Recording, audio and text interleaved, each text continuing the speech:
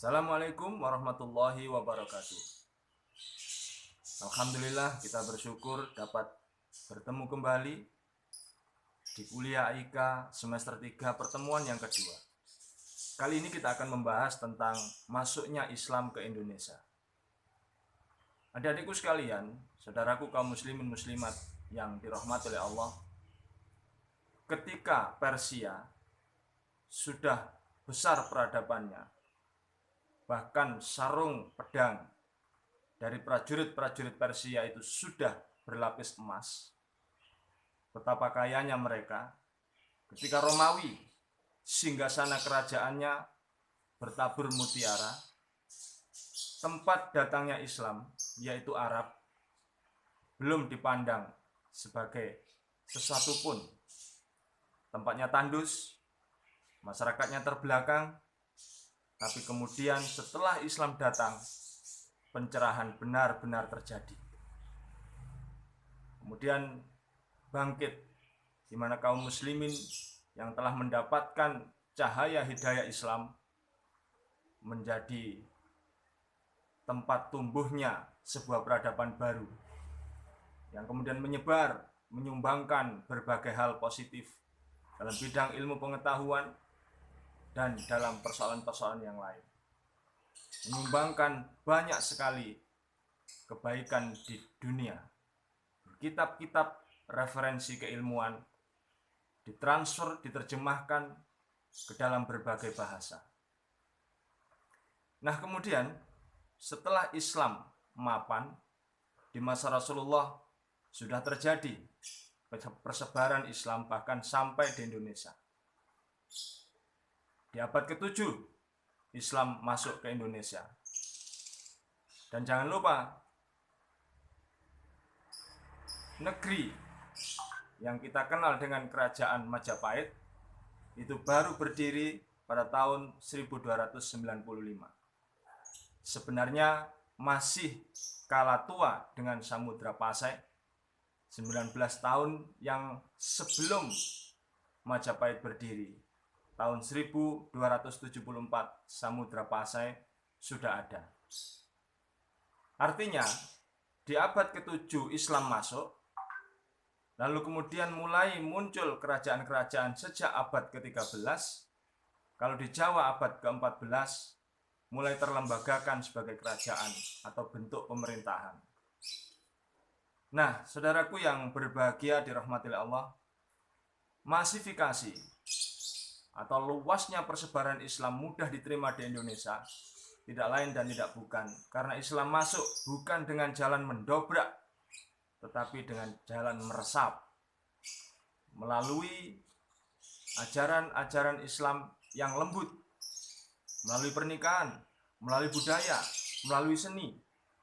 Sebagaimana di Jawa kita mengenal ada wayang kulit untuk meresapkan nilai-nilai keislaman. Ketika ditayangkan wayang, dimasukkan di sana ajaran Islam. Disebut bahwa jimat, siji dirumat yang paling kuat disebut oleh Sunan Kalijaga dengan Kalimosodo. Tentu keluar dari ajaran wayang yang sesungguhnya. Tapi inilah cara meresapkan Islam. Jimat yang paling kuat adalah Kalimosodo. Kalimosodo itu kalimat syahadat. Asyhadu an la ilaha illallah wa asyhadu anna Muhammadar Rasulullah. Dan yang memegang yang kuat adalah Pendowo Limo, Pandawa Lima. Disebut di sana yang kuat memegang jimat kalimat syahadat adalah orang yang menegakkan 5 sholat tepat waktu. Dan juga kita mengenal ada syair misalnya, syair lir-ilir, lir-ilir tandure musumilir, tak ijo royo-royo tak senggo kemanten anyar. Siapa yang ingin lir-ilir tandure musumilir, kehidupannya hijau rano indah, tak ijo royo-royo tak senggo kemanten anyar, bahkan bahagianya seperti pengantin baru, maka hendaknya mereka menanam yang baik-baik. Di mana ajaran ini diambil dari Al-Quran, surat An-Nahl ayat 97, A'udzubillahi minasyaitonirrajim. Man 'amila shalihan min dzakarin aw untha fahuwa mu'minun falanuhyiyannahu hayatan thayyibah. Barang siapa yang beriman lalu dia beramal sholih, laki-laki ataupun perempuan, mereka akan diberikan balasan hayatan thayyibah, penghidupan yang baik.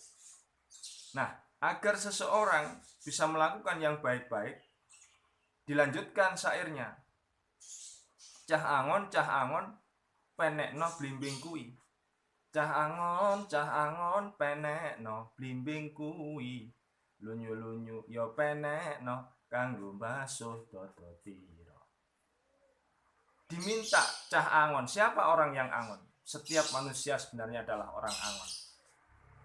Angon matanya, angon mulutnya, angon hatinya, angon jiwanya, supaya mudah memelihara atau angon diri dan jiwanya.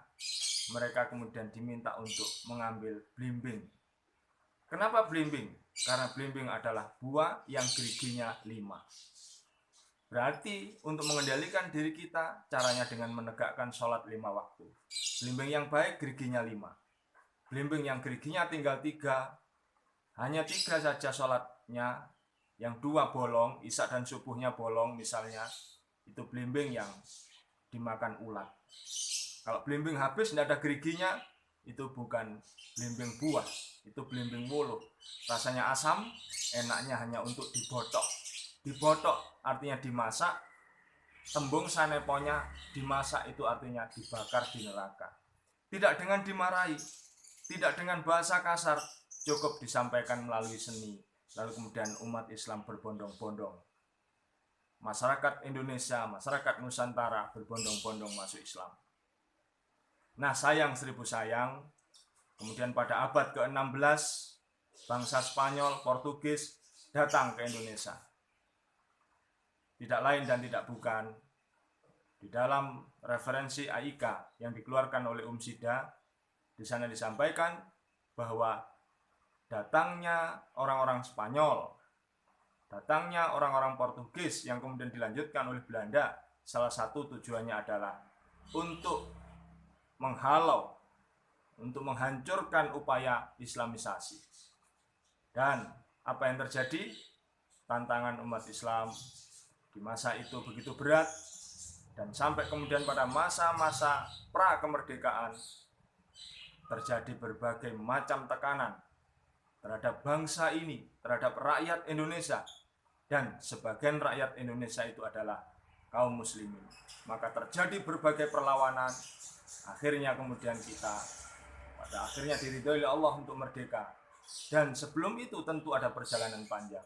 Salah satu dari sebab nantinya akan berdiri Muhammadiyah, sebab objektifnya adalah karena adanya penjajahan. Mari kita simak kuliah-kuliah kita berikutnya. Mudah-mudahan ini menjadi pintu masuk. Saya sampaikan ini sambil saya dampingi referensi di e-learning berupa tulisan Word, juga ada PPT. Mudah-mudahan bisa dipahami dan kita tidak inferior. Kita tetap optimis sebagai kaum muslimin, sebagai mahasiswa untuk memandang diri kita yang punya masa depan di masa yang akan datang. Semoga bermanfaat.